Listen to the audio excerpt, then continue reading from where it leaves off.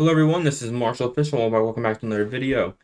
This is going to be finally my overview of the 2024 election. I know this video is way past date. I'm sure you guys are already going to know pretty much everything that's going to be in this video, just putting it out there. This video did not come out right after the election because unfortunately we fell just short of the 1,000 subscriber goal. We are still not quite there yet. We are very close. Let's try and hit 1,000 subscribers very soon. But in this video, I'm just going to be going over the 2024 election, just breaking it down and how it happened. This map is not the 2024 election map. This is my final prediction map, so I can 100% say that I was virtually 100% correct on my prediction. I even beat, not to brag, but I even beat Election Time, who's a way bigger, way more experienced in this than I am. And well, even he was wrong. He gave Wisconsin and Michigan to Kamala Harris. I did not, however. So I just was able to read the polls correctly, see the trends, understand that, and my prediction was ended up being 100% correct. So anyways, let's moving on. So now this is my final prediction map. Here is the actual final map. So here is the final results map with all the percentages. You can see just how quite similar they really were. Here's a side-by-side comparison. This right here is my map. Here is the actual map. You can see I was actually pretty much spot on in pretty much every way possible. A few things I was wrong, of course. I was wrong on the percent. I didn't get a single state wrong. I was wrong on the percentages, but very few I was incorrect on. I'm actually quite surprised here. I was expecting Wisconsin to be the most conservative of the blue wall of the northeastern states.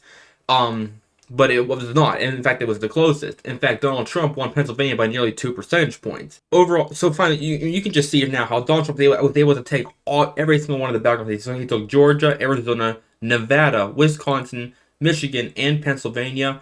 Again, the only states I really got wrong were these two right here. I flipped these two wrong. I also overestimated Kamala Harris in all of the northeastern states. I put all of these states as being solid except for New Hampshire. New Hampshire, I was correct on. It was a lean state. It was less than 5%. I was correct there, but I was not correct on the percentages of New York. I was as shocked as probably all of you guys are. These percentages, we'll go over these percentages and how horrible these really are. Now, I knew pretty early on that Kamala Harris was in pretty big trouble. The very first sign of big trouble was actually very early in the night when they called Florida for Donald Trump very early in the night. Like, it was immediate. As soon as polls closed in Florida, it was like snap. They called Florida for Donald Trump, and that I was sitting on the couch, with my family watching the election. I was like, Florida already? Like that was kind of like the first, like that was like the precursor to what was going to happen. And long story short, there was an absolute red wave across the country. Obviously, Donald Trump won all the battleground states. That's a big deal in and of itself. But just the percentages, if you really break this down and look at the percentages of all of these states, it was god awful. Let's just compare this to past elections, like this one right here. This is the 2020 election. You can just immediately see how these states all just flipped towards the right. Nevada is a huge deal. Nevada seemed pretty unmovable. Look at this 2016 and 2020. Nevada 2.4% for Clinton in 2016 and 2.4% for Biden in 2020. It seemed like a pretty immovable state. But just look at where it was now. This state flipped a full 5 percentage points toward the right and ended up 3.1% for Donald Trump. Arizona, this is a huge deal. Past election, just look at this. It went to Joe Biden by 0.3% in 2020. But now, just look at that. Let's look at this. It's a likely. Arizona is pretty much off the map for the Democrats. It is a likely Republican state. Virginia and Minnesota took forever to be called. Heck, New Jersey. Look at New Jersey. 5.9% New Jersey. This is a solid Democratic state. And it was very nearly a lean state. The first battleground state to fall was North Carolina. No surprise there. Then Georgia fell next. Then Pennsylvania. At that point, it was already over because these three states put together, without any major surprises, that alone would have put Trump over 270. The next state to fall was Wisconsin around 4 a.m. That's when it was around the night that they announced that Trump was going to be the next president. Michigan fell the next day, and then it took days. So it was days later, like 3 days later, they finally called Arizona and Nevada. I just want to compare with you guys some of these percentages just to show how big the shift was. Here, look at California in 2020. The 29% for Joe Biden in 2020. This is Kamala Harris's home state, by the way. This is her state. 20%. California, the liberal hive mind state, the liberal capital of the world state, California, it dropped almost 10 percentage points towards Donald Trump. Yeah, Joe Biden won it by virtually 30%. Kamala Harris won it by 20. A 10-point shift to the right. Oregon, 16 percentage point for Joe Biden. That drops to 14%. Not a big change. Washington, 19%. Washington, 18%. So again, a shift, but not a big one, not a big deal. As for some of these red states, we can just show how this shifted as well. I mean, Trump was 16.4% in Montana, up to almost basically up to 20 percentage points. Idaho, one of the most Republican states in the country. Idaho, 30% for Donald Trump, up to 36. Wyoming, 43, up to 45. So you can see Utah originally looked like it was going to be the only state to take a shift to the left, because originally Utah was the only state that was leaning to that was not it wasn't even close. So it was still a solid red state, but it looked like it shifted a little bit to the left, by like less than a percentage point. But when the final votes were counted, that wasn't the case. It had stayed with Donald Trump, and it did shift to the right overall. So it was 20%. It went up to 21%. Originally this was lower, like it was like 19%. So it looked like Utah might actually take a shift, a minor shift, like 1 percentage point to the left. It wouldn't matter, but at least it would be a state that shifted towards Kamala Harris. But in the end, it didn't. It went back to the final votes, put it back up for Donald Trump. It shifted further to the right by a percentage point. Arizona, we already went over this. It was 0.3 for Joe Biden, up 6 percentage points basically to Donald Trump, making Arizona a likely Republican state. That's huge. All right, now the two big ones, in my opinion, for the Republican states are Texas and Florida. Texas looked like it was actually heading towards Democrats. There was actually talk that pretty soon Democrats are going to be able to win the state. I said the same thing. I said Democrats probably will be able to win Texas in like 20 years. I'm doubting that now. I'm really doubting that, because look at this. Texas, and here, let's go back to 2012. 2012, Mitt Romney, he won it by 15.8%. That's a big win. It dropped to 9% in Donald Trump's first term. He won it by 9. In 2020, Donald Trump won it by 5.6 percentage points. So again, that's a big drop. 5.6. Just Texas that's a big shift to the right. You gotta be wondering, gotta be thinking about that if you were the Republicans. But look at this. 13.7, basically 14 percentage points. It jumped back up almost 10 percentage points. About 9 percentage points it jumps up. That's big. Texas is basically, according to my scale, if 12% or higher is solid, Texas is now a solid state. Officially, it's a likely state. My scale, I would say it's a solid state. This is a solid Republican state once again. Florida is a huge shocker. Let's go back. Let's go to 2012. Obama, a Democrat, wins Florida in 2012 by 0.8 percentage points. It flips Republican and goes to Trump by 1.2, and this was a shock to everyone in 2016. I mean, nobody saw this coming in 2016. Everybody thought this was going to go to Clinton, but massively. But it went to Donald Trump by 1.2 percentage points. When the whole country took a shift to the left in 2020, Florida did not. It flipped further to the right. Not much, but it did, by 2 percentage points. Went to Donald Trump by 3.4 percentage points in 2020. Look at this.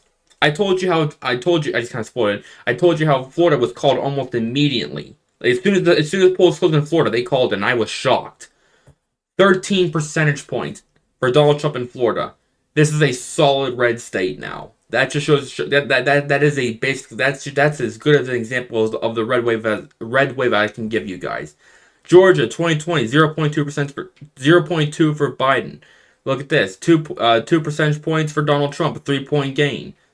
Well, more like a 2-point gain, 2.4 gain basically. North Carolina, 1.3 for Donald Trump in 2020, up to 3.2. I think that almost pairs his 2016 win in North Carolina. So it went down, but it went back up, almost back to where it was, just barely below. The 1.3 2020, up to 3.2 now. Virginia, this is huge. Virginia was actually tied it was a tie between Kamala Harris and Donald Trump for most of the night. She pulled ahead towards the end when they got to like the last 20% of the vote. She pulled ahead, but I thought it was looking like Trump was going to win Virginia. That they were talking about that. They on CNN they noticed that. They were like, wait, hey, what's going on here in Virginia? This should be a pretty strong Democratic state here. What's going on here? Because it was tied. Virginia was 10 percentage point for Joe Biden in 2020, drops to 5.8 in 2024. Minnesota. This is her. This is where her running mate was from. Minnesota was 7.1 for Joe Biden in 2020 when he wasn't running with somebody from Minnesota, and now her running mate from Minnesota. She's running with him. Tim Walz 4.2. It dropped to 4.2. That's bad. I mean, I guarantee if she wasn't running with Tim Walz, Minnesota would have gone red. It would have gone to Donald Trump. I think this is probably why Wisconsin was Wisconsin was our only tilt state on the map. By the way, everything else was not a tilt. This is our only tilt state. Here in Wisconsin, you can see that in 2020, Biden wins it barely by 0.6. This is because Wisconsin traditionally is the most conservative out of the three blue wall states. Not this time around, however, but we'll talk about. I mean, we're talking about that right now anyway.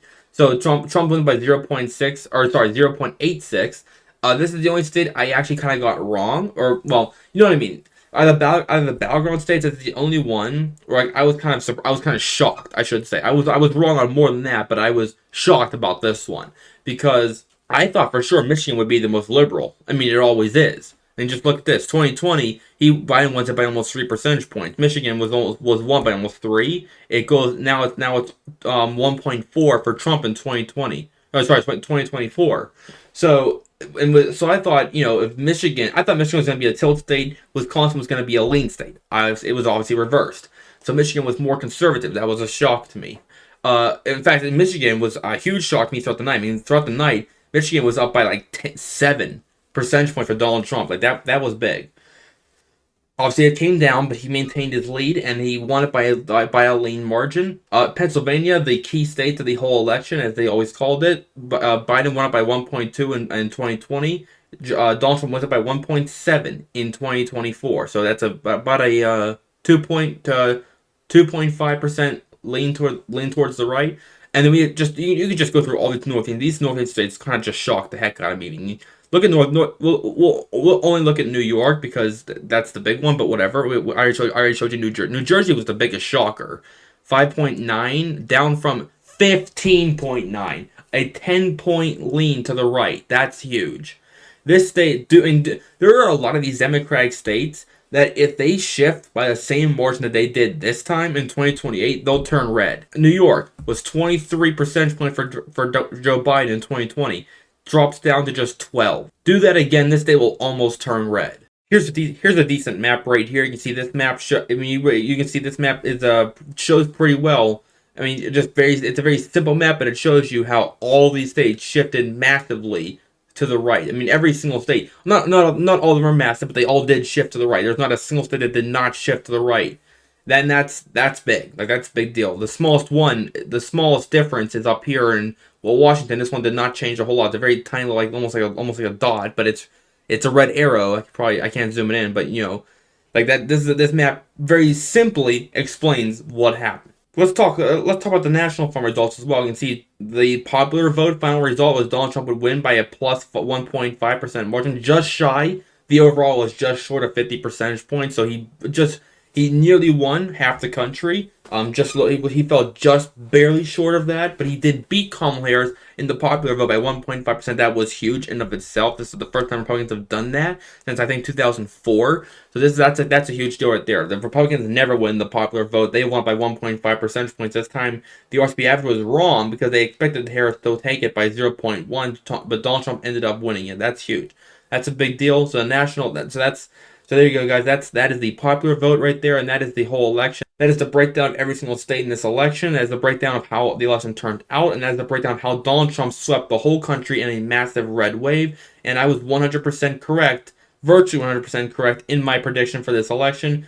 Thank you guys for watching. I'll see you guys next time. Bye.